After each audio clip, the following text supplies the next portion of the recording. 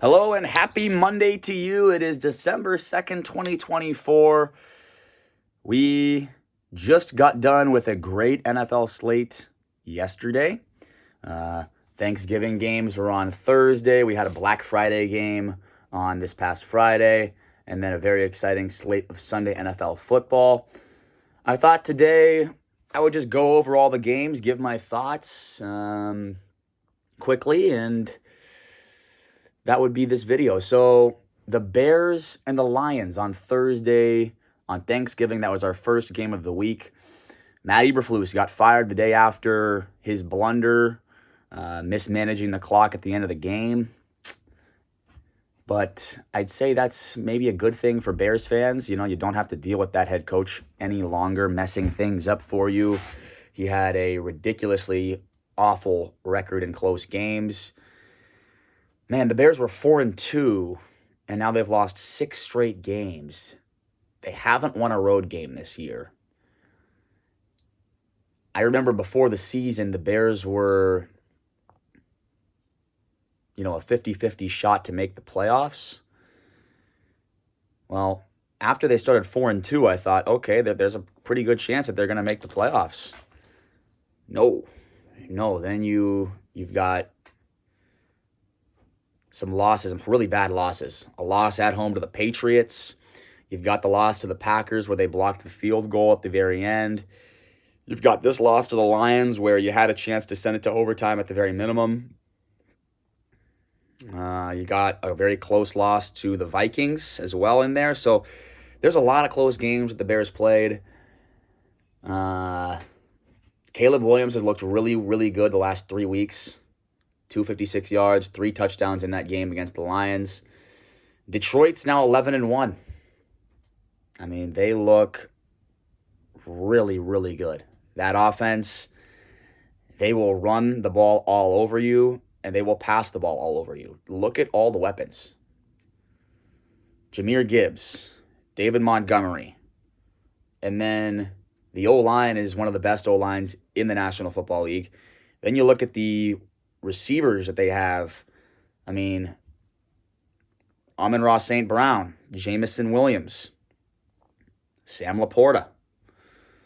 So it's really difficult to stop the Lions' offense. And the Bears actually played really well defensively in that second half, only allowed 7 points in the second half. They were down 16-0. It could have been a lot worse in that first half. They kept themselves in the game, and ultimately they had a chance to win it at the end. So I applaud the Bears for fighting hard the entire way through that. And then obviously Jared Goff. I don't want to forget Jared Goff, who's turned into one of the best quarterbacks in the NFL. His numbers in this game, let me pull them up. 221 yards, 2 touchdowns, 21 of 34 with a 61.7 QBR. Not his best game by any means, but it was good enough to get the job done. Lions are 11-1. And the Lions, coming up next week, will take on the Packers on Thursday Night Football on December 5th. So that's going to be a very fun game to keep an eye on. The Giants and the Cowboys played on Thanksgiving as well. That was a really, really bad game of football in terms of two teams that have been massive disappointments this year. Giants are 2-10 now after losing to the Cowboys. Cowboys improved to 5-7 on the year in their 27-20 victory over the Giants. Cooper Rush went 21 for 36 with 195 yards and a touchdown. Rico Dowdle, 22 carries, 112 yards and a touchdown. So the Cowboys have found that rushing attack. That is huge for the Cowboys. That is huge. Malik Neighbors, 8 catches, 69 yards for the Giants. Drew Lock, I thought he made some really nice plays early. His final stat line, 21 of 32 for 178 yards, no touchdowns, 1 interception. He did have the 1 rushing touchdown, and he did lead the Giants in overall rushing. But the Giants did not run the ball very much. Only 21 total attempts from the Giants. I thought they were going to run the ball. I thought that was one of my angles in this game because I'll let you know, I actually had a wager on the Giants to cover that spread. I thought they were going to be able to run the ball on Dallas. Turns out they didn't run the ball on Dallas very well at all. None of their running backs were able to find space. Drew Lock leads the team in yards on 4 carries. So that was a concerning thing to see from the Giants, but they're horrible. They've been horrible all year.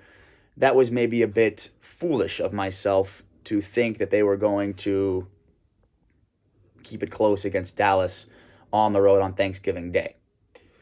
Moving on to the final game of Thanksgiving, it was the Dolphins visiting the Packers at Lambeau Field. The Packers won that game 30-17. The Packers improved to 9-3 on the year. The Dolphins fell to 5-7 on the year. Tua Tagovailoa threw the ball 46 times, completed 37 passes, went for 365 yards with 2 touchdowns. So the numbers from Tua, they actually look good. He didn't have any interceptions, but he did take 5 sacks. That's an issue. The QBR was 61.7. Miami didn't run the ball at all. They could not run the ball in that game. Maybe it's because they fell behind by so much so early that they kind of just abandoned the run game. I'm sure that had something to do with it. But I'm sure they'd like to find a little bit more balance, throwing the ball 46 times to just running it 14 times. It's hard to win football games that way. It's just hard to win football games when you have no balance on the offensive side of the ball. Another thing that's interesting when I'm looking at these numbers, Jonnu Smith led the team in catches and yards. And it's just one game, but this has been slightly a pattern. Over the last couple weeks, Jonnu Smith has become a very key target of Tua Tagovailoa. And maybe this has something to do with the fact that Tyreek Hill is getting so much attention from opposing defenses. Jalen Waddle also garners a lot of attention, so Jonnu Smith might be the guy that teams are just leaving open, but he has definitely been eating over the last few weeks, and he's having a great year. The Packers threw the ball 28 times. Jordan Love completed 21 of his 28 attempts for 275 total yards, 2 touchdowns, no interceptions, with a QBR of 84.4. A really, really nice game from Jordan Love. Efficient, explosive. The Packers didn't run the ball much either. 19 carries, 43 yards for Josh Jacobs. There were a couple of big carries for some receivers and some backup running backs, but Jacobs didn't really find much daylight in that game. 2.3 yards per attempt with a long rush of 11 yards. Packers would like to improve those rushing numbers as they move forward, but overall, a really good win for the Packers. As we said earlier, they're going to go and take on the Detroit Lions in Detroit this upcoming Thursday. As for the Dolphins, they will be hosting the New York Jets at 10 a.m. on Sunday. So that was the Thanksgiving slate. Let's go ahead and look at the Black Friday game. It was the Raiders visiting the Chiefs. The Raiders lost this game by a final score of 19-17. The Chiefs improved to 11-1 on the season. They are still undefeated at home, 6-0. The Raiders fell to 2-10 on the year, 1-6 away from home. Raiders had a chance to win this game at the very end. Closing seconds, they were in field goal range, and a botched snap leads to a Chiefs victory. Chiefs have been on the right side of these type of occurrences all year long. They've been getting lucky breaks all year long. That's part of the reason why you see them sitting all the way up there at 11-1. There were probably 3 or 4 games that they could have lost this year. This one included the one against the Broncos. They blocked a field goal at the very end. They could have lost that one. They could have lost to the Ravens opening day. The Falcons was a close game. They got a PI call late in that one. I mean, the list goes on and on. How about the Bengals game? There was a controversial penalty in that one that gave them a lucky break. They've gotten so many lucky breaks, the Chiefs have, that start to wonder what's going on here. Seriously, what is going on here? But the Chiefs the fact that they're in this many close games, it shows they have some flaws. They are a flawed football team. Their defense looks good. The defense looks good. They're locking down opponents, but scoring 19 points at home against the Raiders, really? When you have Patrick Mahomes, you have Andy Reid, you have Travis Kelce, you have arguably one of the best offensive coaches of all time, Andy Reid. You have arguably one of the best quarterbacks of all time, Patrick Mahomes. You have the best, arguably the best tight end of all time in Travis Kelce. And you score 19 points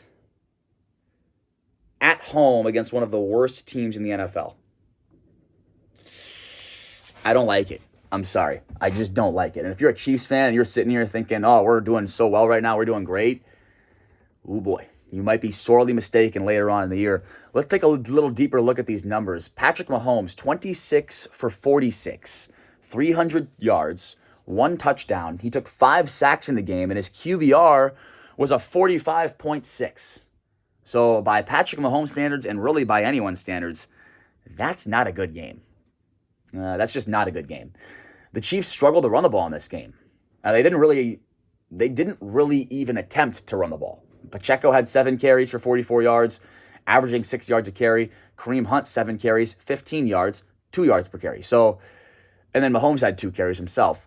Just 16 total carries for the Chiefs. I'd like to see them run the ball a little bit more. DeAndre Hopkins, I forgot to mention him. That's another weapon that this Chiefs team has at their disposal. And you score 19 points at home against the Raiders. Hopkins did lead the team in yards with 90 yards on 9 targets with a long catch of 34. So he's looked good. I like what I've seen from DeAndre Hopkins since coming over to Kansas City. As for the Raiders, Aiden O'Connell, 23 of 35, 340 yards, 2 touchdowns. He took 3 sacks, and his QBR was a 61. So he actually had a better game than Mahomes. I think it's safe to say that he played better. He outplayed Patrick Mahomes in this game. Is that crazy for me to say? They had the ball in field goal range with a chance to win the game late, and they fumbled it on a botched snap. So, yeah, I think Aiden O'Connell did just outplay Patrick Mahomes. The Raiders ran the ball okay. A guy named Sincere McCormick, who I have not heard much about, got a lot of the action. Mr. McCormick had 12 carries for 64 yards, a little just over 5 yards per carry, pretty solid. Amir Abdullah, 10 carries, 39 yards. And then Brock Bowers, this rookie sensation, 10 catches, 140 yards, and a touchdown. Oh, man, that draft pick by the Raiders, that looks like a steal. Jacoby Myers, 6 catches, 97 yards. I like that from Jacoby Myers. But then outside of those 2 guys, there's really no one else who's making any plays for this Raiders offense. So that's concerning for me personally. I think you need to find some more guys outside of those top 2 targets to spread the ball around a little bit more. Nick Bolton led the Chiefs with 11 total tackles. Robert Spillane led the Raiders with 9 total tackles. And I believe neither team threw an interception. The Raiders did lose 1 fumble. O'Connell, it was the last one at the very end of the game.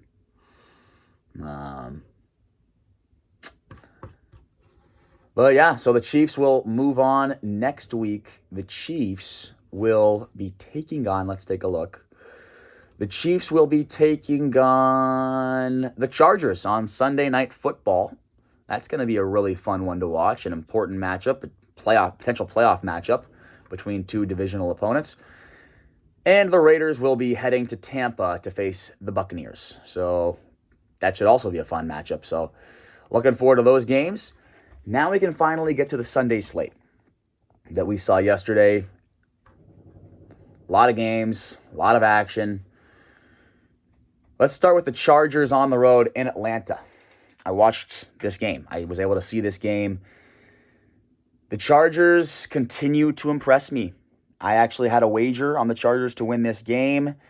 My reasoning coming into this game that I wanted to bet on the Chargers was simple. I thought the Chargers had far and away the better defense. And then when you compare the two offenses, people want to overrate the Falcons because of all the weapons they have. You look at their offense, it looks scary, right? On paper, Kirk Cousins, Bijan Robinson, Kyle Pitts, Drake London, Darnell Mooney. A lot of weapons, right? But they have been so disappointing this year. 6-6 now after this loss to the Chargers, losing this game 17-13 at home, 13 points at home. And the story here is Kirk Cousins throwing 3 interceptions, throwing a pick 6. He lost his team the game in this one. And that's not the first time that we've said that this year about Kirk Cousins and the Falcons. He has not lived up to the expectations. He has not lived up to the money that the Falcons paid him.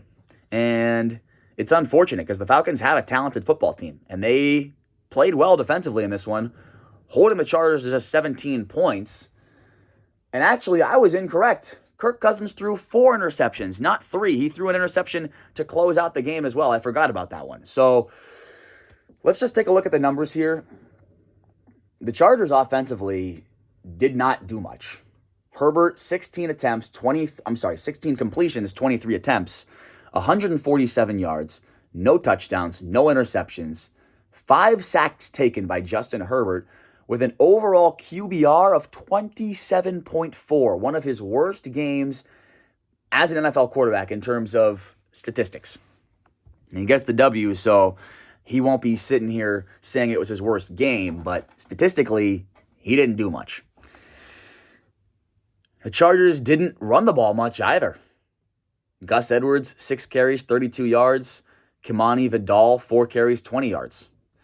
So Chargers struggled to run the ball in this game. They struggled to pass the ball in this game. They struggled to score points. Their defense ends up winning them this game. By the way, the Chargers scored 7 out of their 17 points off of a pick 6. So this offense from the Chargers scored 10 points in this game. If Kirk Cousins doesn't throw that pick 6, Falcons win this game. Ladd McConkey, though. Ladd McConkey, what a steal by the Chargers. 9 catches, 117 yards, a long of 48. I have him in one of my fantasy teams, and we stashed him. We kept him on the bench for a large part of this year, waiting for the right moments when he would finally start getting the looks, start getting the targets, start getting the receptions, and it's happening. This guy is a beast, and he's turning into one of Justin Herbert's favorite targets. Ladd McConkey, that's a name you want to keep in mind for future fantasy years. Now, the Falcons, Kirk Cousins, we already touched on his awful performance. 24 of 39 for 245 yards, no touchdowns, 4 interceptions. He only took 1 sack, and his QBR was 34.4. Really bad performance. Really bad. Bijan Robinson, 26 carries, 102 yards, just under 4 yards per carry with a touchdown. So pretty productive performance from Bijan. You'd like a little bit more efficiency in terms of he got a lot of attempts, didn't turn it into a whole lot of yards. Ray McLeod, 4 catches, 95 yards. Drake London, 9 catches, 86 yards.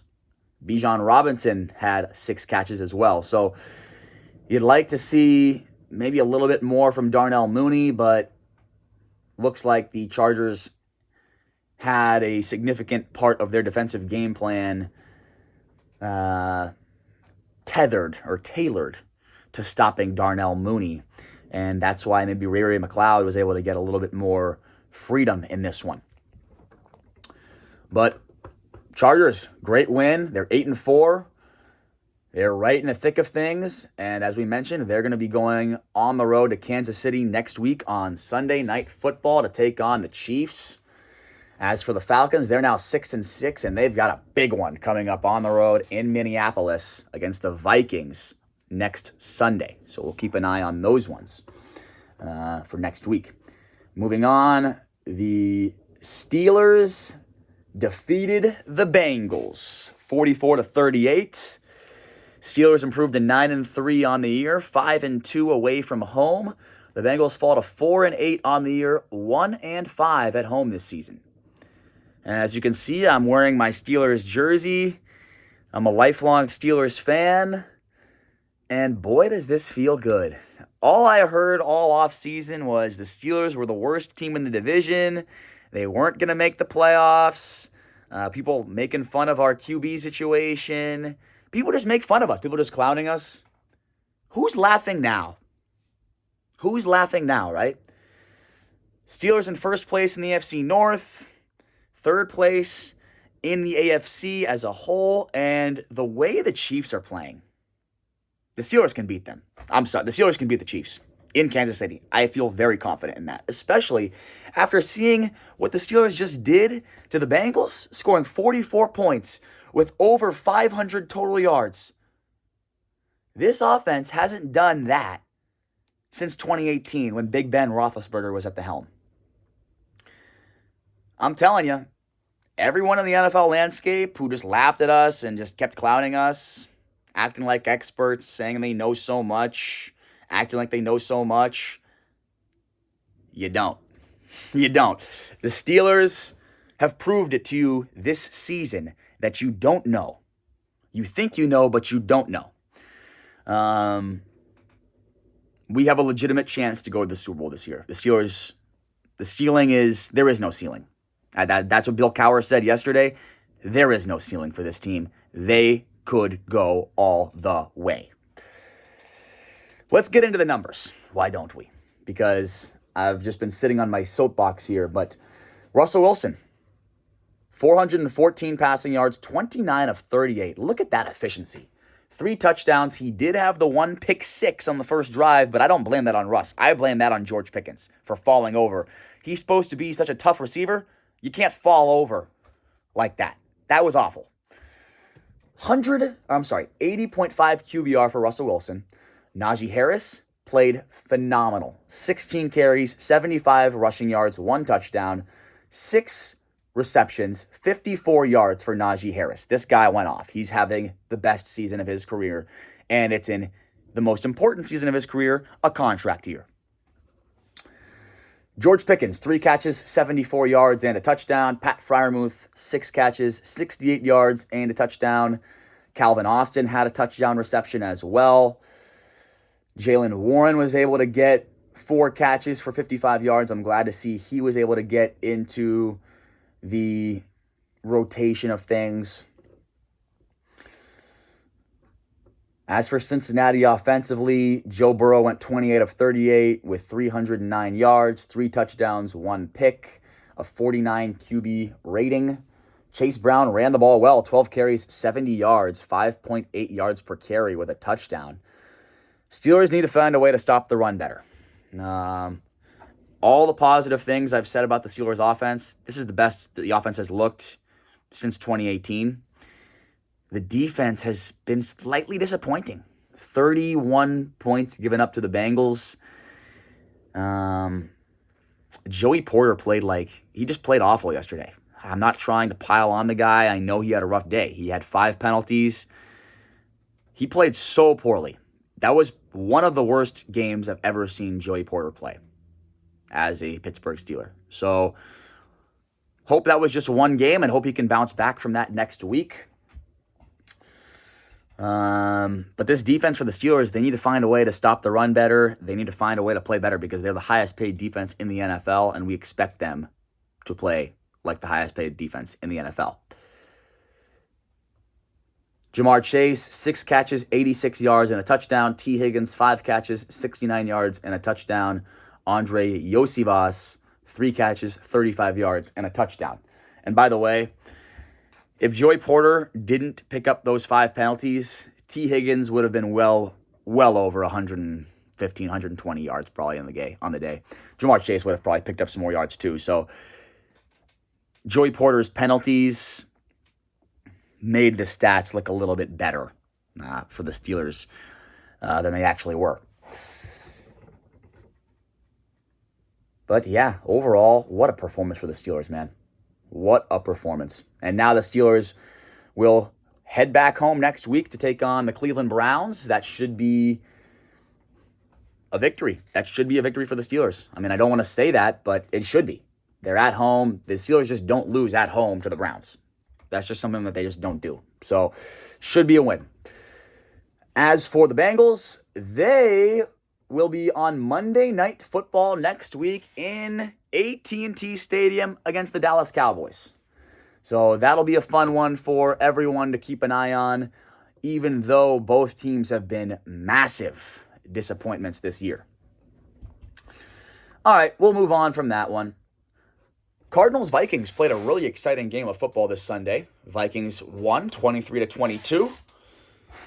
It took a late game comeback. The Vikings were down, I believe, 22-9 or so. Let me just take a look here to make sure, because they were down in this game for most of it.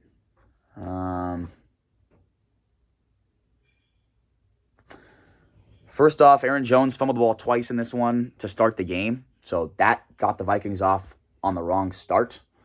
The Cardinals led this game 19-6. And Vikings kept battling back. It was 22-16 with 3 minutes to go. And then Vikings end up going down and scoring the game-winning touchdown. Sam Darnold, 21 of 31 for 235 yards and 2 touchdowns, a 58.5 QB rating. Kyler Murray, 31 of 45 for 260, a touchdown and 2 interceptions with a 76.7 QBR. Kyler Murray also added 7 carries for 48 yards on the ground. So, pretty productive day. His interceptions ends up costing him.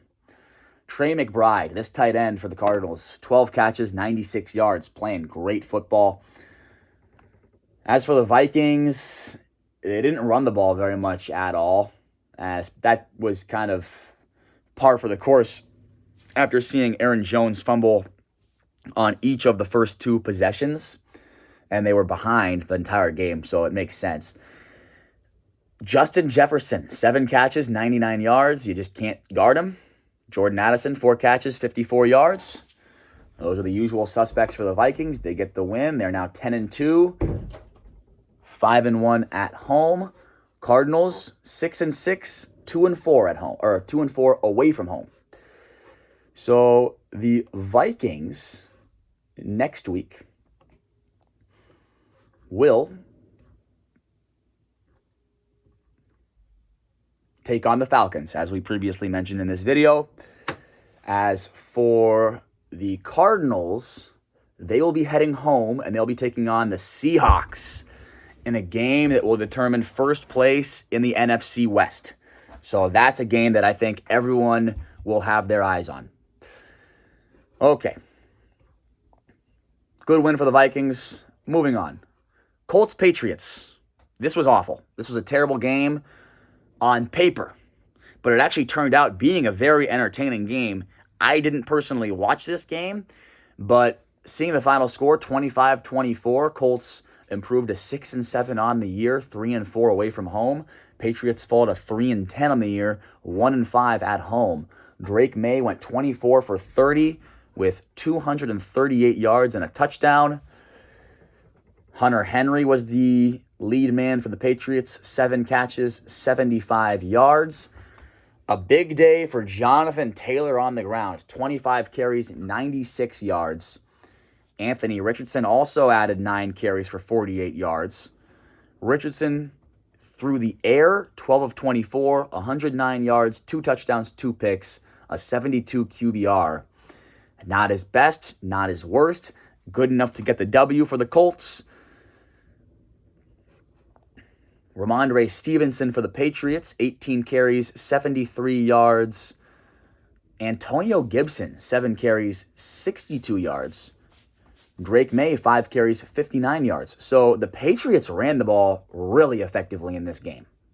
And it's kind of a shame that they end up losing this game, considering I think they played the better ball on the ground and even through the air in this one. So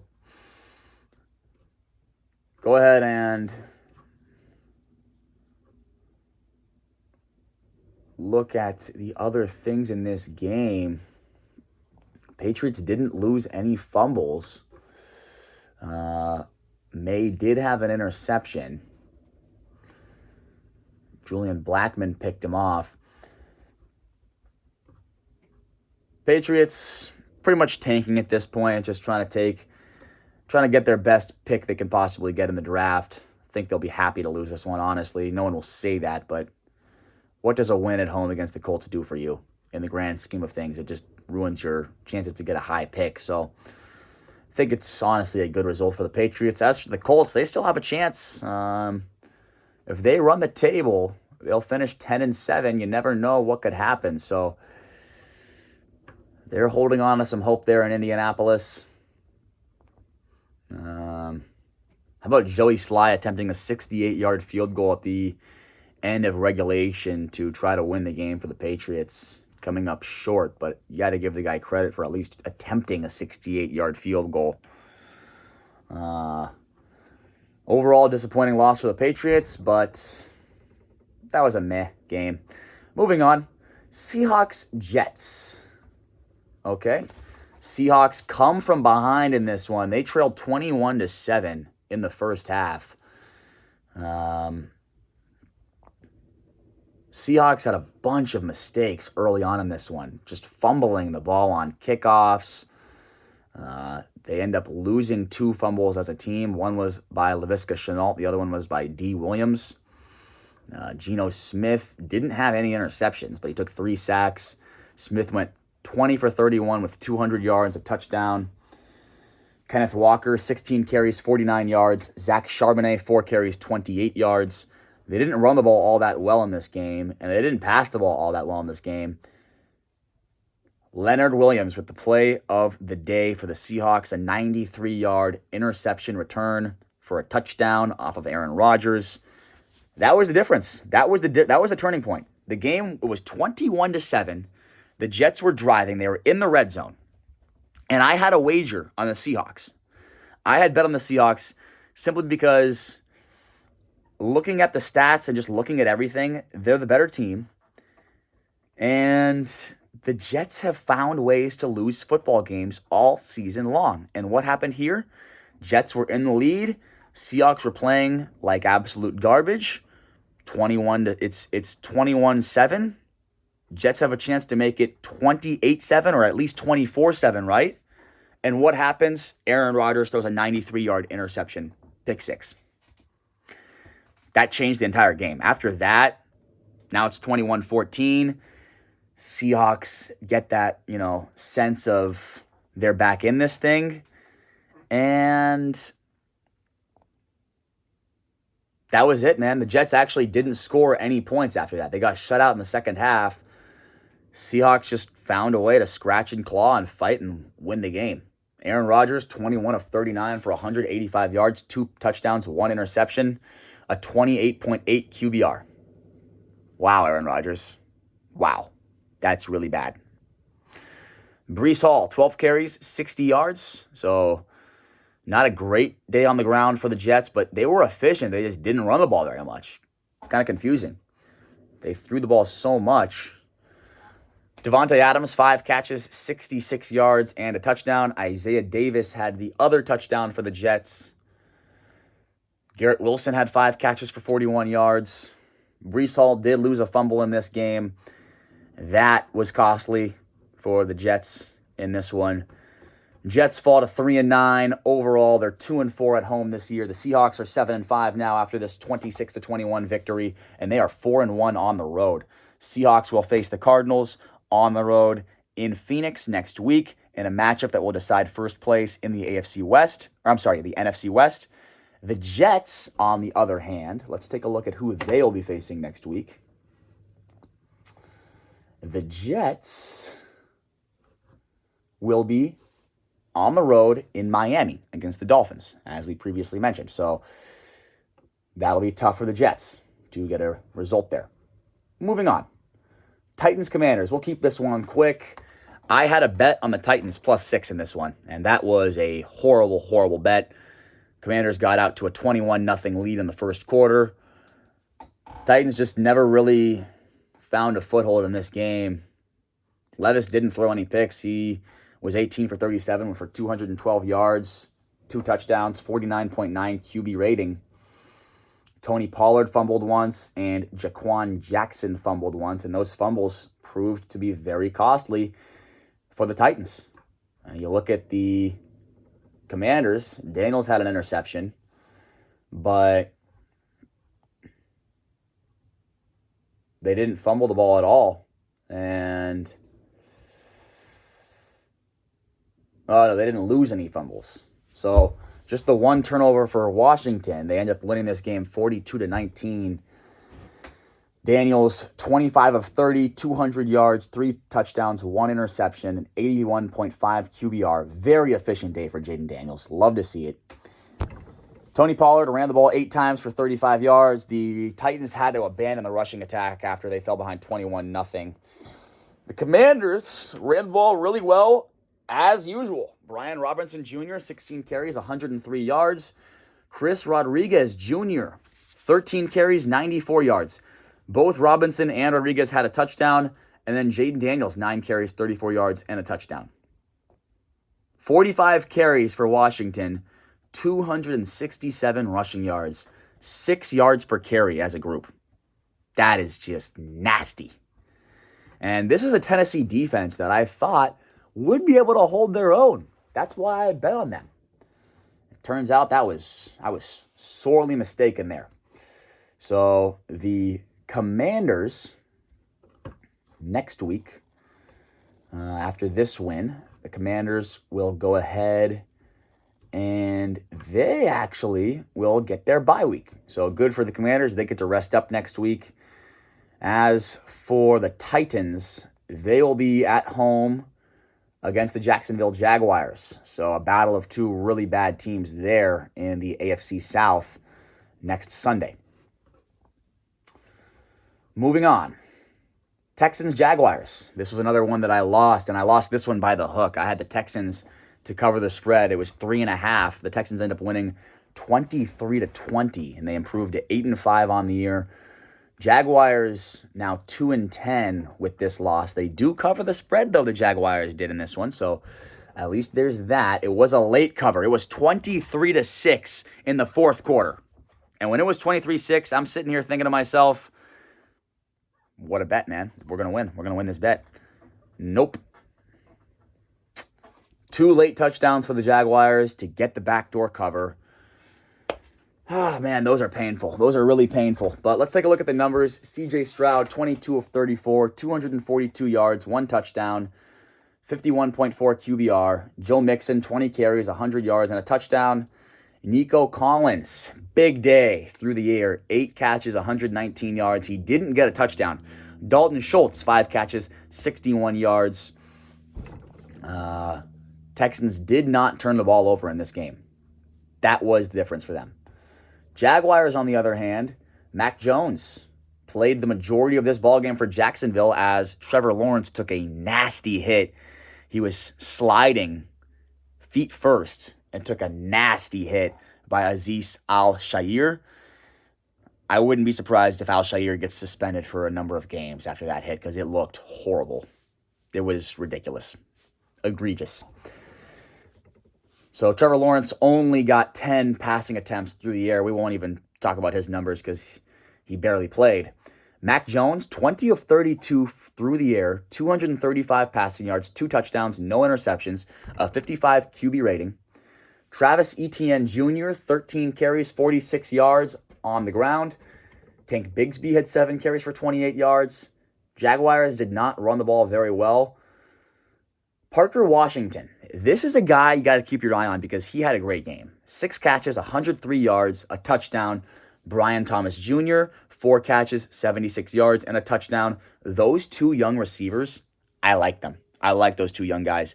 I think the Jaguars have a little something on their hands there with those 2 young receivers. Evan Ingram as well, 7 catches, 41 yards for the Jaguars. So the Jaguars now 2-10. As we stated, they're going to be taking on the Titans next Sunday. As for the Texans next week, they're now at 8-5, sitting at 4th place in the AFC as a whole. The Texans get their bye finally, so they're going to be able to get some rest next week as they gear up for this run into the final stretch. Now we get to the afternoon games from yesterday. This was a bet that I lost. I had the Saints to cover the spread. It was +3. They end up losing this game 21-14. The Rams improved to 6-6 on the year. Saints fall to 4-8. And it was looking good at halftime. Saints were up 6-0 at half, but just couldn't find a way to score enough points in this one. And ultimately, that was their comeuppance. Derek Carr, 24 for 37 for 184 yards and a touchdown. He did not throw any interceptions. He did not lose any fumbles as well. So they didn't turn the ball over in this game. They just couldn't move the ball. Alvin Kamara ran it all over Los Angeles, as I expected. That was one of my angles. That's why I bet on the Saints. 23 carries, 112 rushing yards, 5 yards per carry for Alvin Kamara. Not a surprise. But the passing attack just wasn't there for New Orleans. And that was... I don't want to say it was surprising because they're missing Chris Olave, they're missing Rashid Shaheed, but you still have Marquez Valdez-Scantling, you still have Taysom Hill, you still have Jawan Johnson, and these guys just weren't able to get open. They weren't able to make much of anything, so that's why they ended up losing this game, because the passing attack didn't hold they did not hold up their end of the bargain. Matthew Stafford, 14 of 24, 183 yards, 2 touchdowns, no picks, 68 QB rating. Kyron Williams ran the ball really well. 15 carries, 104 yards, 1 touchdown. Blake Corum, 8 carries, 42 yards. That was kind of an area where I thought, okay, the Rams have struggled to run the ball all year this year. I don't think they're going to be able to run the ball on the road against New Orleans. I was wrong. They ran it all over them, and that ended up being one of the reasons why I lost my bet there. But yeah, neither team turned the ball over in this one. So a relatively clean game and a 21-14 victory for the Rams. The Rams next week, let's take a look at who they will be taking on. The Rams will be taking on the Buffalo Bills at SoFi Stadium. That's going to be a fun one to watch. The Rams are playing really good football right now. They could give the Bills a run for their money in that one. As for the Saints are going to be heading to New York. They're going to be at MetLife Stadium taking on the New York Giants on next Sunday. All right. Buccaneers, Panthers. We gotta shut out the Panthers, man. We have to shut them out. We have to shout the Panthers out. 26-23, Buccaneers win. Buccaneers improved to 6-6 on the year. Panthers fall to 3-9, but that is 2 straight games. The Panthers have brought a quality football team down to the wire. Last week, they could have beat the Chiefs. This week, they could have beat the Buccaneers. In fact, they probably should have beat the Buccaneers. Bryce Young, 26 of 46, 298 yards, 1 touchdown. How about Bryce Young? Let's give him a round of applause. This guy has turned it around since getting benched earlier this season. A 59 QB rating for him. I'd like to see a little bit more efficiency from Bryce Young, but he's still so young. And this is just really good to see this progress late in the year. He played so well last week against the Chiefs, and now he played well in this one against the Bucs. So I'm happy for Bryce Young, man. Chuba Hubbard, 12 carries, 43 yards. The Panthers could not run the ball in this game. It was all on the arm of Bryce Young. Adam Thielen, 8 catches, 99 yards, and a touchdown. A big day for Adam Thielen. Tommy Tremble, 5 catches, 77 yards.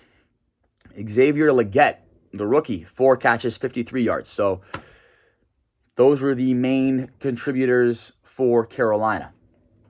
Baker Mayfield for Tampa Bay went 21 of 33, 235 yards, 1 touchdown, 2 picks.